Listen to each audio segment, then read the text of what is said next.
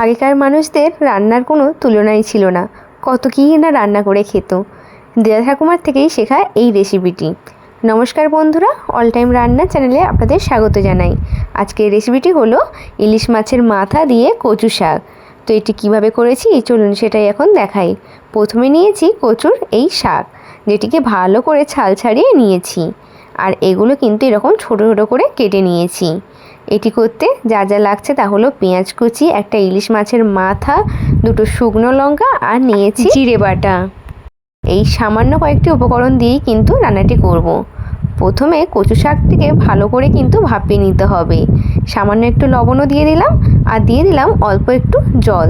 দেওয়ার পর একটু ভালো করে নাড়িয়ে চাড়িয়ে ঢাকা লাগিয়ে কিন্তু 6 থেকে 7 মিনিট রেখে দিতে হবে।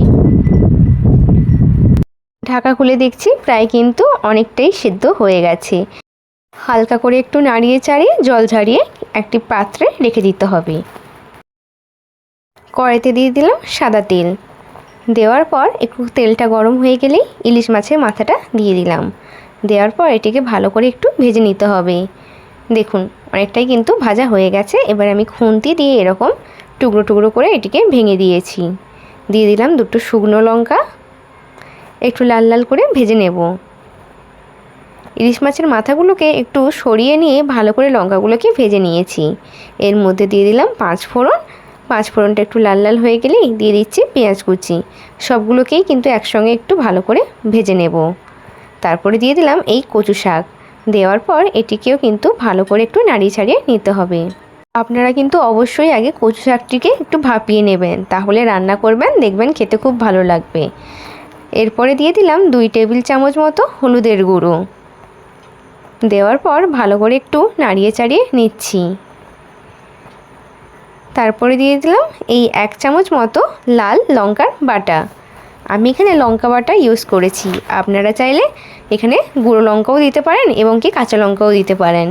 তারপরে দিয়ে দিলাম স্বাদ অনুযায়ী লবণ।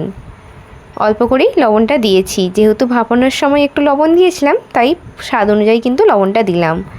আপনারা যে যার পরিমাণ মতোই লবণটা দেবেন। তারপর ভালো করে একটু নাড়িয়ে চাড়িয়ে নিলাম। এরপর এর মধ্যে দিয়ে দিলাম এই জিরে বাটা। দেওয়ার পর ভালো করে একটু নাড়িয়ে চাড়িয়ে নিচ্ছি। যেহেতু আগে থেকেই সেদ্ধ করা ছিল তাই কোনো রকম কিন্তু জল অ্যাড করিনি, একমাত্র ওই জিরে বাটার জলটাই শুধু দিয়েছি। দেখুন একদম কিন্তু মাখো মাখো হয়ে গেছে। আর নামিয়ে নিলাম একটি পাত্রে। আশা করছি রেসিপিটি ভালো লেগেছে। যদি ভালো লেগে থাকে অবশ্যই লাইক, কমেন্ট, শেয়ার এবং সাবস্ক্রাইব করে পাশে থাকার অনুরোধ রইল। দেখা হবে নতুন একটা রেসিপি নিয়ে। সবাই ভালো থাকবেন, সুস্থ থাকবেন। ধন্যবাদ।